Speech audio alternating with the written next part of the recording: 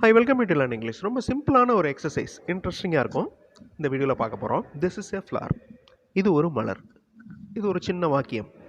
இந்த சென்டென்ஸ் சிங்குலரில் இருக்குது, அதாவது ஒருமையில் இருக்குது. This is a flower. இதை பன்மையில் மாத்திரம் அப்படின்னா அந்த இஸ் அப்படிங்கிறது ஆர்னு வந்துடுது, ஃப்ளார் அப்படிங்கிறது ஃப்ளார்ஸ் அப்படின்னு வருது. These are beautiful flowers.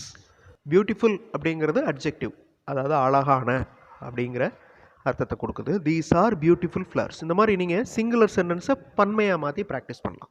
This is a flower, these are beautiful flowers. அரிதான அப்படின்னு நம்ம வார்த்தையை சேர்க்க போகிறோம்.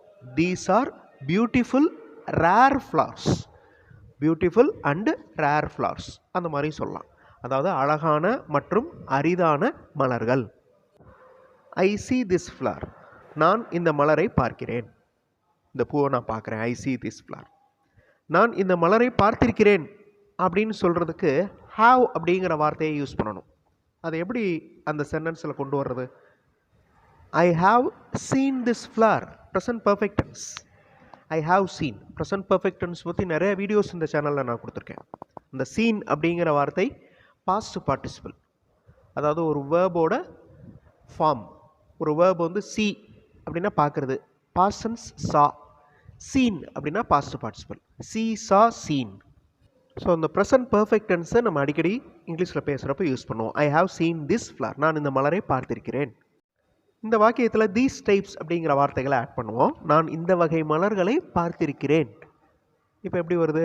ஐ have seen these types of flowers. So ஒரு sentence this is a flower அப்படின்னு ஆரம்பித்தோம்.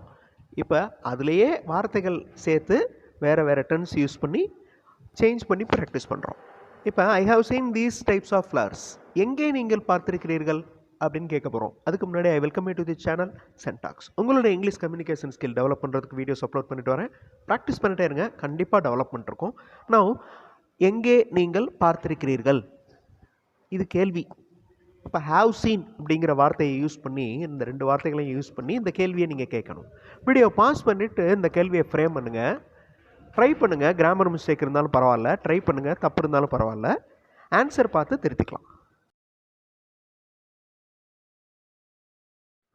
எங்கே அப்படிங்கிறதுக்கு வேர். வேர் ஹாவ் யூ சீன். எங்கே நீங்கள் பார்த்திருக்கிறீர்கள். பிஃபோர் அப்படிங்கிற வார்த்தையை இப்போ உள்ளே கொண்டு வாங்க. இதற்கு முன் இதனை நீங்கள் எங்கே பார்த்திருக்கிறீர்கள். அப்போ இதற்கு முன் அப்படிங்கிறது தான் பிஃபோர். இப்போ இந்த கேள்வியை ஃப்ரேம் பண்ணுங்கள்.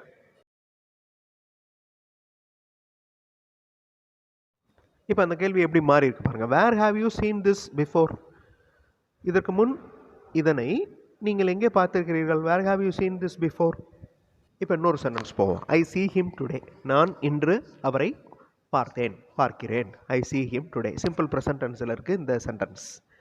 நேற்றுக்கு முந்தைய நாள் நான் அவரை பார்த்தேன் அப்படின்னு சொல்ல போகிறோம். இதுக்கு வார்த்தைகள் பிஃபோர் அப்படிங்கிற வார்த்தையும் எஸ்டர்டே அப்படிங்கிற வார்த்தையும் யூஸ் பண்ண போகிறோம்.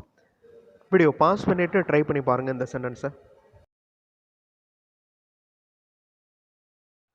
நேற்றுக்கு முந்தைய நாள் அப்படின்னாலே கடந்த காலம், அப்போ பாஸ்ட் டென்ஸ் தான் யூஸ் பண்ணணும். சி அப்படின்னா ப்ரெசன்ட் டென்ஸ், சா அப்படின்னா past tense. I saw him a day before yesterday. A day before yesterday அப்படின்னா நேற்றுக்கு முந்தைய நாள். ஸோ இந்த வாக்கியம் எப்படி மாறி இருக்கு பாருங்கள். I saw him a day before yesterday. இப்போ நேற்றுக்கு முந்தைய நாள் நான் அவரை பார்த்தேன். I saw him a day before yesterday. பார்க்கவில்லை அப்படின்னு சொல்லணும். அதாவது நேற்றுக்கு முந்தைய நாள் நான் அவரை பார்க்கவில்லை அப்படின்னு சொல்லணும். ஸோ இந்த சென்டென்ஸை நீங்கள் ஃப்ரேம் பண்ணுங்கள். வீடியோ பாஸ் பண்ணிவிட்டு. I did not see him. Did அப்படிங்கிறது தான் கடந்த காலத்தை குறிக்கிற வார்த்தை, past tense. I did not see him a day before yesterday. Okay, so I did not see him. இந்த டிட்டை ஃபாலோ பண்ணுற வேர்ப், மெயின் வேர்ப் ப்ரெசன்ட் ஃபார்மில் இருக்கணும். இப்போ ஹேட் டோல்டு அந்த வார்த்தைகளை பாருங்கள். ஹேட் டோல்டு, இந்த ஹேட் வந்தாலே பர்ஃபெக்ட் டென்ஸ். இந்த ஹேட் டோல்டு இந்த வார்த்தைகள் பாஸ்ட் பர்ஃபெக்ட் டென்ஸில் இருக்குது. இந்த பாஸ்ட் பர்ஃபெக்ட் டென்ஸ் ரொம்ப ரொம்ப இம்பார்ட்டண்ட். கரெக்டான இடத்துல நம்ம இந்த பாஸ்ட் பர்ஃபெக்ட் டென்ஸ் யூஸ் பண்ணணும். இந்த பாஸ்ட் பர்ஃபெக்ட் டென்ஸ்க்கு நான் தனியாக வீடியோ கொடுத்துருக்குறேன், அதை பாருங்கள். இந்த பாஸ்ட் பர்ஃபெக்ட் டென்ஸ் எப்போ யூஸ் பண்ணணும் அப்படின்னா, ஒன்றுக்கு மேற்பட்ட கடந்த கால நிகழ்வுகள்.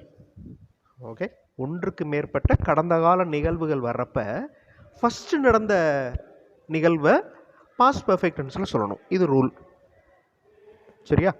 இப்போ நான் நேற்று போனேன், நேற்று அவரை பார்த்தேன், அவரை பார்த்துட்டு பேசிட்டு வந்தேன் அப்படின்னு சொன்னது. இதில் ஃபஸ்ட்டு நடந்தது என்னது? நான் நேற்று போனது.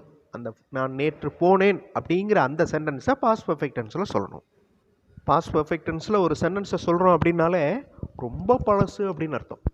ஆல்ரெடி இது முடிஞ்சது, ஏற்கனவே இது முடிஞ்சது, ரொம்ப பழசு அப்படின்னு அர்த்தம். ஓகே, இந்த சென்டென்ஸை பாருங்கள். நான் ஏற்கனவே சொல்லியிருக்கிறேன், நேற்றுக்கு முந்தைய நாள் நான் அவரை எங்கேயும் பார்க்கவில்லை. அப்போ ஆல்ரெடி நான் சொன்னதை இப்போ சொல்கிறேன். அப்போ பாஸ்ட் பர்ஃபெக்ட் டென்ஸ் யூஸ் பண்ணுறோம். Had told. இந்த சென்டென்ஸ் எப்படி வருது அப்படின்னு பார்க்கலாம். I had already told. I had already told. நான் ஏற்கனவே சொல்லியிருந்தேன். That I did not see him. இந்த I did not see him அப்படிங்கிற அந்த sentence simple past tense. I had already told அப்படிங்கிறது past perfect tense. I had already told that I did not see him anywhere a day before yesterday. Okay, so ஒன்றுக்கு மேற்பட்ட நிகழ்வுகள் நடக்கிறப்ப, கடந்த கால நிகழ்வுகள் வரப்போ ஃபஸ்ட்டு நடந்ததை பாஸ்ட் பர்ஃபெக்ட் டென்ஸில் சொன்னோம். ப்ராக்டிஸ் பண்ணுங்கள், கண்டிப்பாக டெவலப்மெண்ட் இருக்கும். சென்டென்ஸ் ஃப்ரேமிங் ஸ்கில் எக்ஸசைஸ் இந்த வீடியோவில் பார்த்தோம். அடுத்த வீடியோவில் இன்னொரு இன்ட்ரெஸ்டிங்கான டாப்பிக்கோட பார்க்கலாம். Thanks for watching and thanks for your valuable comments.